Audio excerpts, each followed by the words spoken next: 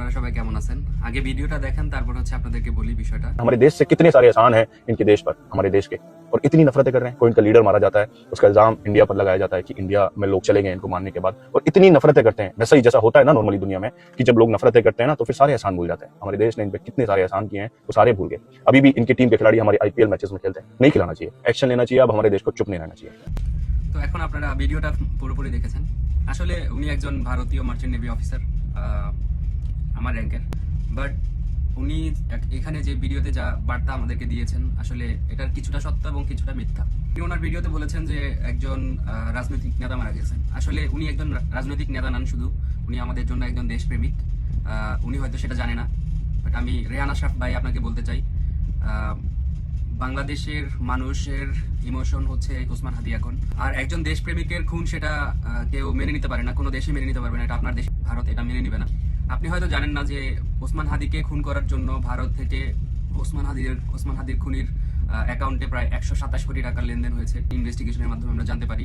এবং বাংলাদেশ থেকে খুনিরা 6 ঘন্টার মধ্যে কিভাবে ভারতে যায়, যদি ভারতের সরকার বা ভারত সরকার এই খুনিদেরকে আশ্রয় না দিত, তাহলে এতদিনে ওসমান হাদির খুনিদের বিচার হয়ে যেত। আপনি দেখেছেন শাহবাগের চত্বরে, ঢাকাতে, আপনি হয়তো নাম জানেন না, বাট ঢাকাতে শাহবাগের চত্বরে ওসমান হাদির খুনের বিচারের জন্য মানুষ দিন রাত ওইখানে জড়ো হয়ে খুনের বিচার চাইতেছে। কিন্তু আপনি বলতেছেন যে একজন হিন্দু যে বাংলাদেশে মারা গেছে, দীপু। হ্যাঁ, আমি জানি বিষয়টা, যে দীপুর সাথে যা হয়েছে সেটা অবশ্যই খুবই লজ্জাকর আমাদের জন্য। একজন হিন্দু হিসেবে তার উপরে যে অত্যাচার হয়েছে সেটা আসলে হওয়ার উচিত নয়। বাট আমরা এর জন্য বিচার চাই, আমরাও এর বিচার চাই, প্লাস প্রশাসনের কাছে আমরা এর বিচার চাই। কিন্তু আপনি একজন অন্ধ দেশপ্রেমিক হয়ে আপনি অন্য দেশকে ব্লেম করতে পারেন না, কারণ অন্ধ দেশপ্রেম মোটেও ভালো না। আপনি ভারতের অধিবাসী, ভারতে আপনি থাকেন, ভারত আপনার কাছে প্রিয়, ঠিক আছে। তাই বলে আপনি বলতেছেন যে আমাদের দেশের প্লেয়াররা ভারতে গিয়ে আইপিএল খেলে, সেটা বন্ধ করে দেওয়া উচিত। আসলে আইপিএলে না খেললে প্লেয়ার সে পরিচিতি পাবে না? অবশ্যই পাবে। পাকিস্তান আইপিএল খেলে না, সে অবশ্যই পাকিস্তান কি বিশ্বের বুকে মাথা উঁচু করে দাঁড়িয়ে আছে না? আছে, অবশ্যই আছে।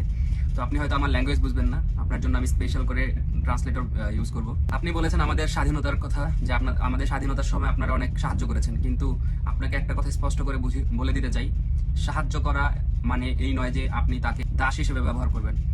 আপনারা আমাদেরকে সাহায্য করেছেন, ভারত বাংলাদেশকে সাহায্য করেছে মুক্তিযুদ্ধের সময়, সেটা আমরা অবশ্যই কৃতজ্ঞতার সহিত সেটা স্বীকার করি।